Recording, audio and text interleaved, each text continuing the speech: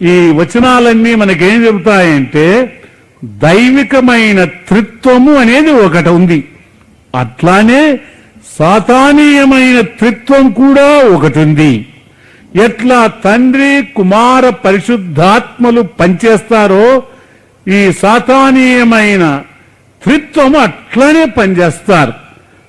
ఈ సాతానీయమైన త్రిత్వంలో ఉండే ముగ్గురు, మొదటిదిగా సైతానుడు, రెండవదిగా క్రీస్తు విరోధి యాంటై క్రైస్ట్ అని అంటాం, మూడవదిగా అబద్ధ ప్రవక్త ఫాల్స్ ప్రాఫెట్. వీళ్ళు ముగ్గురు కలిసి సాతానీయమైన త్రిత్వము. తండ్రి కుమార పరిశుద్ధాత్మలు ముగ్గురు కలిసి పనిచేస్తారు ఏదైనా.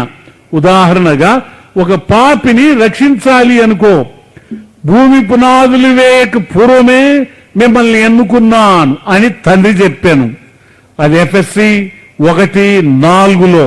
కానీ అంత మాత్రం మనుషులు రక్షించబడలేరు.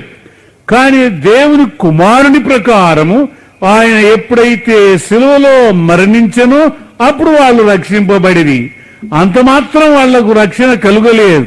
కానీ పరిశుద్ధాత్మ ప్రభు ఎప్పుడైతే క్రీస్తు ప్రభు యొక్క మరణ భూస్థాపన పునరుద్ధానములను గురించి వాక్యము చెప్పానో అప్పుడు మనుషుడు రక్షింపబడిరి. అంటే అర్థమేమిటి? మనిషి యొక్క రక్షణ కార్యములో త్రిత్వం కలిసి పనిచేసినారు అని వ్రాయబడింది. అట్లానే శత్రువైన సైతానుడు త్రిత్వాన్ని కలిగి ఉన్నారు. వీళ్ళు ముగ్గురు కలిసి పనిచేస్తూ ఉన్నారు.